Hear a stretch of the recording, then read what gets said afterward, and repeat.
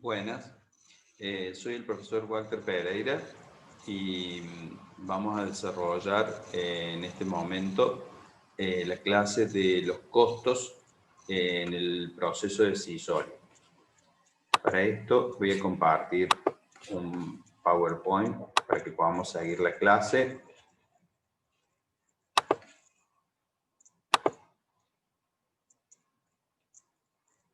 Bien. Este tema corresponde al capítulo 4 del programa de costos y gestión 2 de la Facultad de Ciencias Económicas de la Universidad Nacional de Córdoba. El tema son los costos en el proceso decisorio. Podemos ver este tema desarrollado en el libro de Hongrin de la 12ª edición, en el anexo, en el apéndice del capítulo 3, y también parte en el capítulo 10 y en el capítulo 11 del libro. ¿Cuáles son los temas que se desarrollan en este capítulo en el programa de la materia? La toma de decisiones y la información de costos, el proceso integrado de planificación, toma de decisiones y control gerencial, el significado de la relevancia en la toma de decisiones, la toma de decisiones frente a distintos escenarios o contextos de riesgo y de incertidumbre, cuáles son las herramientas, técnicas a utilizar en la toma de decisiones, consideración sobre la asignación de costos y la toma de decisiones, y los costos de oportunidad y su utilidad en el proceso decisorio. La toma de decisiones. ¿Cuántas decisiones hemos tomado hoy? Todo el tiempo estamos tomando decisiones, como personas de manera individual o como organizaciones, ya sea sin fines de lucro o con fines de lucro, todo el tiempo estamos tomando decisiones. Y esto, de manera consciente o inconsciente, realizamos un proceso. Un proceso que implica recopilar información, hacer predicciones, tomar una elección y actuar en consecuencia y después evaluar los resultados. Y este proceso, que lo hacemos de manera consciente o inconsciente, funciona tanto para personas como para empresas. Siempre que tenemos que decidir, hacemos este proceso en la toma de decisiones. No es lo mismo, por ejemplo, acá decimos, tomar una decisión respecto de comprar un auto o qué voy a hacer a la tarde donde voy a ir a tomar mates. No es el mismo relevancia de la decisión que tengo que tomar, por lo tanto el proceso tampoco va a ser de la misma forma, pero siempre hacemos este proceso de manera consciente o inconsciente. La información y el proceso de toma de decisiones. Los administradores por lo general siguen un modelo de decisión, que es un método formal para hacer una elección y con frecuencia involucra tanto un análisis cuantitativo como cualitativo. Vamos a ver que siempre que decidimos, ya sea a nivel personal o empresarial o a nivel organizacional, no solamente nos fijamos en los factores cuantitativos o en los resultados cuantitativos de esa decisión, sino que también entran a jugar factores o resultados cualitativos que nos ayudan a decidir. ¿Qué pasos tenemos para el proceso de toma de decisiones? El primer paso es reconocer un problema. Siempre existe una situación que nos lleva a nosotros a querer decidir. Esta decisión, por supuesto, siempre está basada en algo futuro.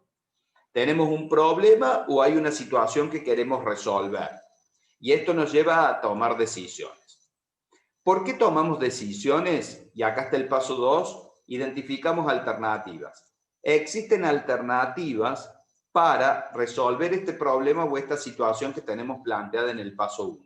Si no existieran alternativas, directamente no tendríamos que decidir, porque si hay una única opción, no tengo que tomar decisiones, entonces es como que en un punto se facilitarían las cosas y en otro punto podríamos decir que sería bastante aburrido no tener alternativas ante distintas decisiones que tengamos que tomar. Entonces, tenemos un problema o algo que queremos resolver, identificamos cuáles son las alternativas que se nos presentan para esto que queremos resolver. Vamos a ver las fuentes de incertidumbre. Siempre que decidimos, estamos hablando del futuro y el futuro es incierto. Tenemos incertidumbres. ¿Hasta dónde es posible que existan estas probabilidades? Vamos a ver los sucesos que pueden ocurrir. Vamos a predecir de distintos escenarios que podemos tener con las diferentes alternativas del paso 2.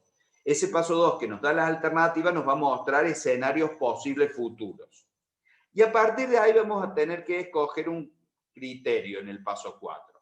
¿Cómo vamos a evaluar estas alternativas que tenemos para tomar esta decisión?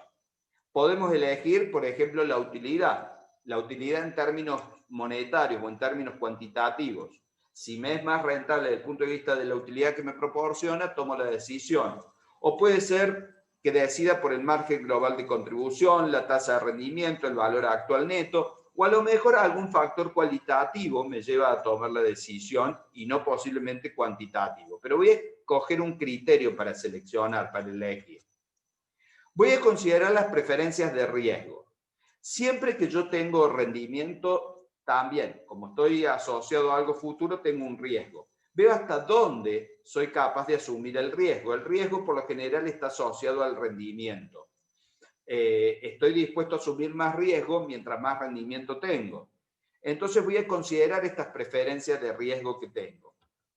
Vamos a evaluar las alternativas en función de los pasos 2, 3, 4 y 5. Es decir, tengo alternativas, veo la incertidumbre, el criterio que establezco, veo el riesgo y ahí las evalúo. Y el paso 7, en función de esa evaluación, voy a elegir la mejor alternativa. La mejor alternativa que es la que me brinda a mí la mayor utilidad. Y cuando hablo de utilidad, vuelvo a repetir, no solamente estoy hablando de una utilidad en términos cuantitativos, sino que a veces puedo tomar una decisión en función de factores cualitativos. Tomo la alternativa, elijo la alternativa y la implemento. La pongo en acción. Y una vez que pasó el tiempo, que ya tomé la decisión, tengo que hacer la evaluación del desempeño, la retroalimentación, el control. Algo a tener en cuenta, de nada sirve tomar decisiones que tiene que ver con algo que hago en un momento cero del tiempo. El momento 1 sería el futuro, momento 0 sería cuando parto y momento 1 cuando tengo la realidad. En el momento 0 tomo la decisión, llego al momento 1 y ahí tengo que ver lo que se dio en la realidad. Si estaba en función de esos escenarios que yo había planteado que se podían dar según las distintas alternativas. Y ahí viene la retroalimentación, viene el control que me ayuda a poder tomar nuevas decisiones. Conceptos importantes a tener en cuenta cuando tomo decisiones. Costos e ingresos relevantes. Estos costos e ingresos relevantes tienen que tener dos características para ser considerados tales.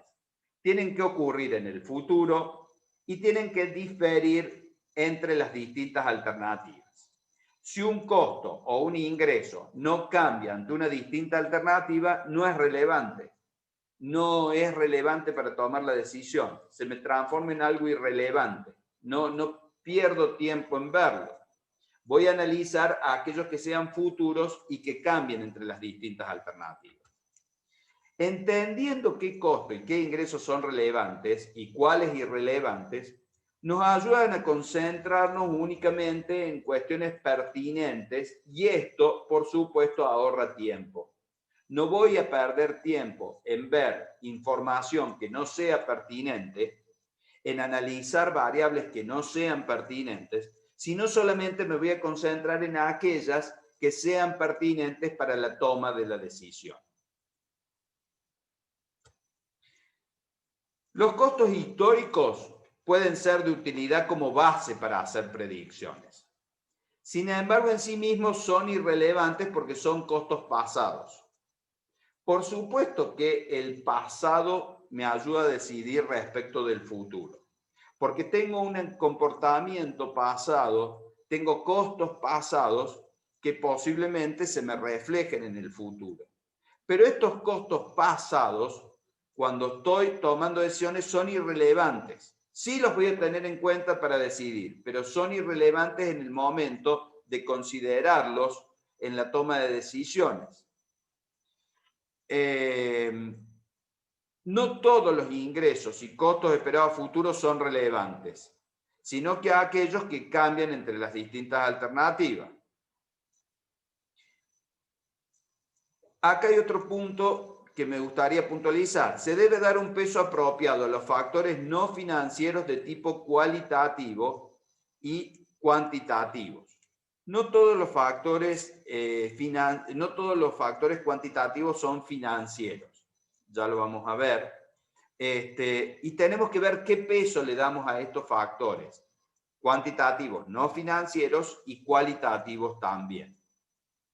Costo hundido. Es el costo anterior que es inevitable, dado que no puede cambiarse independientemente de las acciones que se tomen. Este costo hundido tampoco me va a resultar relevante para la toma de decisión. El costo histórico, que es pasado, y el costo hundido tampoco. Problemas que se pueden dar potenciales en el análisis de los costos relevantes. Por ejemplo, a veces se pueden dar supuestos incorrectos. Decir que todos los costos variables son relevantes y todos los costos fijos son irrelevantes. Esta afirmación no es correcta. Tenemos que analizar cuáles de esos costos variables van a ser relevantes y cuáles de esos costos fijos van a ser relevantes. Los costos unitarios a veces nos engañan. ¿Por qué? Porque si yo estoy tomando costos unitarios para un determinado nivel de producción, dentro de esos costos unitarios tengo costos variables unitarios y costos fijos unitarios. Si yo cambio los niveles de producción, posiblemente los costos variables unitarios no me cambien, pero sí los fijos unitarios. Por lo tanto, guiarme de costos unitarios de una situación determinada me puede llevar a tomar decisiones equivocadas. Tengo que ver los costos unitarios con la alternativa, o si no, guiarme con los costos totales que me van a llevar a una mejor decisión.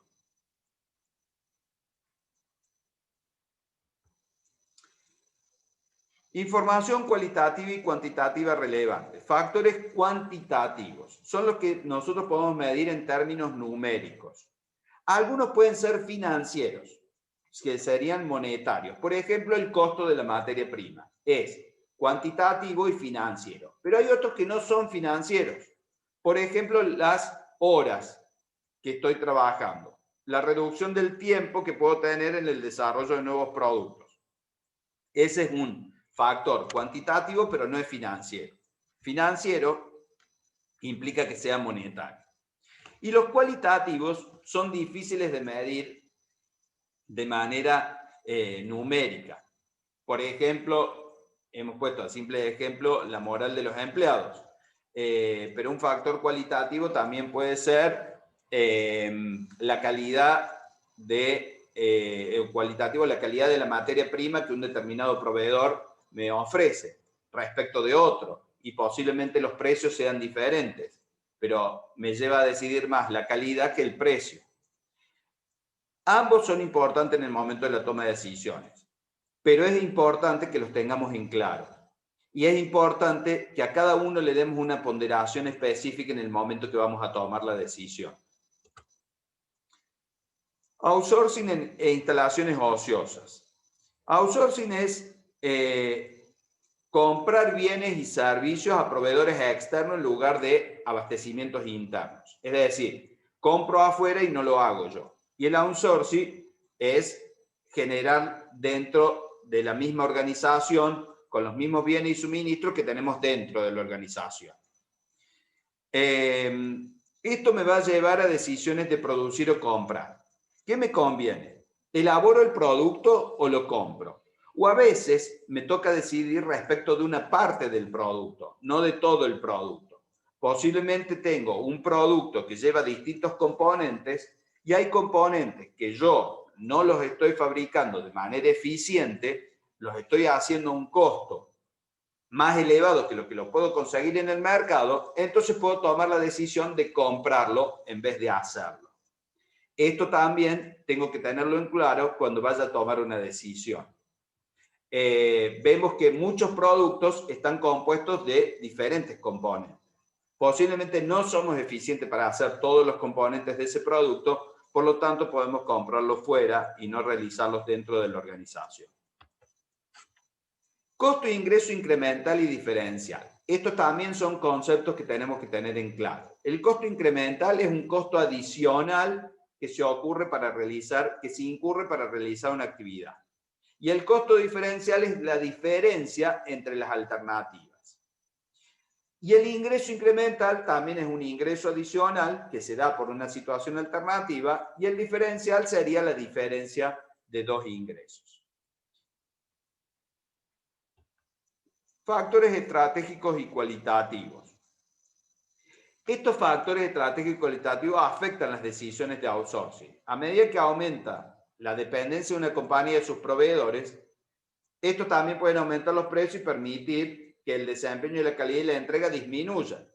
Para minimizar estos riesgos, por lo general las compañías hacen contratos a largo plazo en los que especifican costos, calidad y programa de entrega a proveedores. Volviendo al tema del outsourcing, ¿cómo podemos evitar ciertos riesgos? Tener en cuenta estas cuestiones estratégicas.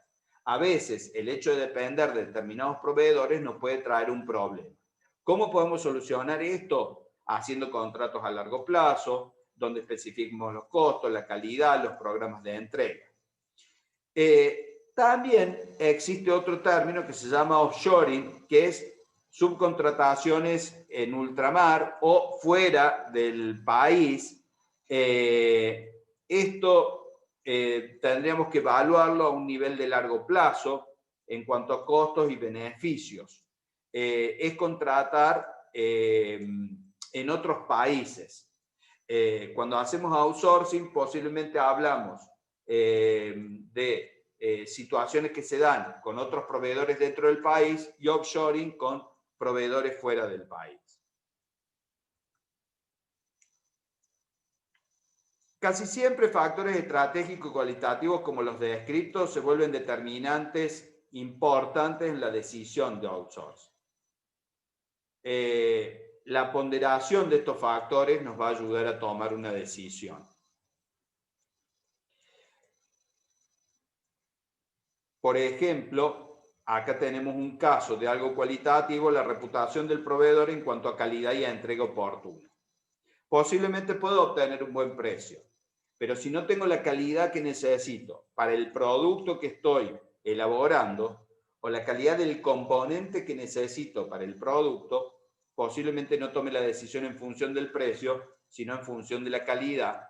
Y también la entrega oportuna es fundamental, porque no me puede parar la producción un proveedor que no me entregue a tiempo. Costo de oportunidad, otro concepto a tener en claro para tomar una decisión. El costo de oportunidad es la contribución a la utilidad operativa que se pierde o se rechaza al no usar un recurso limitado en su siguiente mejor uso alternativo. Por ejemplo, acá pusimos, asistir a la universidad para obtener un título de grado no es tan solo el costo de los libros, el alojamiento y el alimento, sino que también es el ingreso desperdiciado al optar por estudiar en lugar de trabajar. ¿Cuál sería el costo de oportunidad? Es lo que dejo de ganar por estudiar. Seguramente en el futuro evalúo la alternativa que con el estudio voy a recuperar esos ingresos perdidos por no haber trabajado durante la época del estudio universitario, y me va a llevar a tomar la decisión de que prefiero estudiar y no trabajar. Pero ¿cuál sería el costo de oportunidad de estudiar? El costo real de estudiar, el costo relevante es lo que tengo en libros, lo que tengo en alojamiento, lo que tengo en alimento. ¿Cuál es el costo de oportunidad? Lo que pierdo de ganar, que sería lo que dejaría de ganar si pudiera trabajar en vez de estudiar. Es importante tener este concepto de costo de oportunidad porque también nos ayuda a tomar decisiones. Ahora, no están incorporados en los registros contables financieros formales. Esto no figura en los balances de la organización, no figura en la contabilidad de la organización. ¿Por qué? Porque nosotros registramos acciones que fueron realizadas, no acciones que fueron rechazadas. La contabilidad se realiza por situaciones y hechos que fueron realizados y no por situaciones o hechos que fueron rechazados. Por lo tanto, los costos de oportunidad no se registran contablemente. Sí los vamos a tener en cuenta para tomar una decisión, pero no los vamos a registrar contablemente. Mezcla de productos bajo restricciones de capacidad. Acá nosotros vamos a tener que muchas veces tenemos que decidir qué mezcla de productos hacemos. Tenemos varios productos, producto A, B, C y D. ¿Cuál es el mejor producto? Si nosotros analizamos cuál es el mejor producto, podemos decir que es el que tiene la mejor contribución marginal. Si un producto A me da una contribución marginal de 10, un producto B una contribución marginal de 7, por supuesto que el producto A me está dando mayor contribución marginal por unidad. Voy a dedicar toda mi producción al producto A. Ahora bien, existen factores o restricciones que me van a llevar a cambiar este modo de decisión. ¿Qué pasa si el producto A tarda 2 horas y el producto B tarda 1 hora? Esa contribución marginal del producto A de 10 en 2 horas se me transforma en una contribución de 5 pesos por hora. Mientras que el producto B, que tenía una contribución marginal de 7, si tarda 1 hora me da 7 pesos por hora. Me cambia la decisión. Entonces, ¿qué tenemos que ver con esto de mezcla de producto y restricciones? Es que voy a tomar la decisión. Primero voy a ver la contribución marginal unitaria, pero después voy a analizar esa contribución marginal por factor restrictivo. ¿Qué factor restrictivo puedo tener? Puedo tener factores restrictivos internos o externos. Internos, horas, capacidad de planta, horas máquinas, capacidad de las máquinas, capacidad de producción. ¿Qué factor restrictivo externo puedo tener? La demanda de un determinado producto o servicio. Yo no puedo producir un montón de un producto porque tengo mayor contribución marginal por hora cuando en realidad no tengo una demanda para ese producto. Tengo que producir en función del factor restrictivo interno que tenga, que pueden ser las horas, y en función de la restricción que tenga externa, que puede ser la demanda. Tener en cuenta esto a la hora de tomar una decisión. Cuando vamos a tomar decisiones con factores restrictivos, si tenemos 2 productos o 3, no es tan complicado. Ahora, cuando tenemos muchos productos y tenemos muchas restricciones, es conveniente utilizar sistemas computarizados que nos ayuden a realizar estos cálculos para tomar las decisiones. Un tema que también está tocado acá brevemente, pero lo vamos a ver en el futuro, es el tema de los cuellos de botellas que se plantean en las empresas. Cuellos de botellas son aquellos donde se me tapa la producción. Es decir, tengo una máquina que me produce 10.000 unidades y otra que me produce 8.000. La que me está dando el cuello de botella es la que me produce 8. Entonces, también eso me lleva a tomar decisiones, analizar los cuellos de botella que tenga dentro de la organización. Vamos a ver un ejemplo numérico para ver estos conceptos que acabamos de ver. Un ejemplo muy simple. Tengo ventas actuales de 1.000 unidades a 150 pesos cada una. Me ofrecen ventas adicionales de 500 unidades a 125. ¿Tomo la decisión o no? Los costos variables de la situación actual son 50.000. Quiere decir que el costo unitario es 50. 50.000 dividido 1.000 me da 50. Y el costo fijo de la situación actual es 75.000. Si lo tomo en unitario me da 75. Si yo analizo la situación como está planteada acá en el ejercicio, a propósito, para poder ver los conceptos que acabamos de hablar de manera teórica, lo vemos acá en un práctico, tengo ventas actuales 150. En la situación adicional voy a tener 500 unidades de 125, me da 62.500.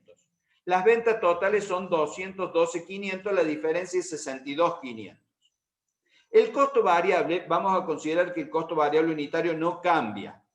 Tengo 50.000 en la situación actual, 25.000 en la situación adicional, un costo variable de 75, tengo una diferencia de 25. La contribución marginal de la situación actual es 100.000, 150 menos los 50, en la situación adicional es 37.500, 62.500 menos 25, el total tengo una contribución marginal de 137.500, quiere decir que aumenta en 37.500. El costo fijo total se mantiene constante, no cambia ante la situación adicional. Puedo trabajar con los costos fijos que tengo, simplemente para explicar los conceptos que vimos de manera teórica. Por lo tanto, el resultado me está aumentando en 37.500. Es obvio que viendo estos cuadros de resultado, acepto comprar a 125. Veamos. Costos e ingresos relevantes futuros que cambian entre la alternativa, tenemos el costo variable y las ventas. El costo irrelevante es el fijo. Fíjense que las ventas cambian, los costos variables cambian, son costos e ingresos relevantes. El costo fijo se me transforma en irrelevante para la toma de decisión. Es decir, que me podría haber concentrado en la contribución marginal solamente. Costo hundido. Puede ser el costo fijo que no cambia, salvo que tomemos decisiones a largo plazo y ese costo fijo cambie. Y en este caso, no ver los unitarios, sino los totales. Si yo hubiera visto los unitarios, fíjense que tengo un costo unitario variable de 50, un costo fijo unitario de 75, la suma de los dos me da 125. A mí me ofrecen comprarme 500 unidades a 125, no gano nada si yo hubiera visto los unitarios solamente, cosa que me hubiera llevado a una decisión errónea. Por eso es conveniente analizar los totales.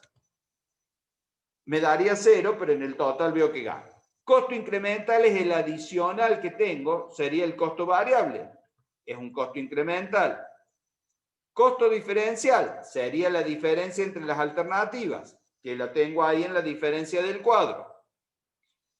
El ingreso incremental también. Si comprar el producto me hubiera costado 50 pesos, por ejemplo, me hubiera servido comprarlo o hacerlo. Hacerlo me cuesta 50, porque yo tengo que considerar solamente el costo variable, porque el costo fijo ya lo tengo. Hacerlo me cuesta 50. Si me lo quieren vender a 50, me da lo mismo fabricar o no. Ahí tomaré la decisión quizá con un factor cualitativo y no cuantitativo. Ahora, si me cuesta menos de 50, lo compro. Si me cuesta más de 50, lo fabrico.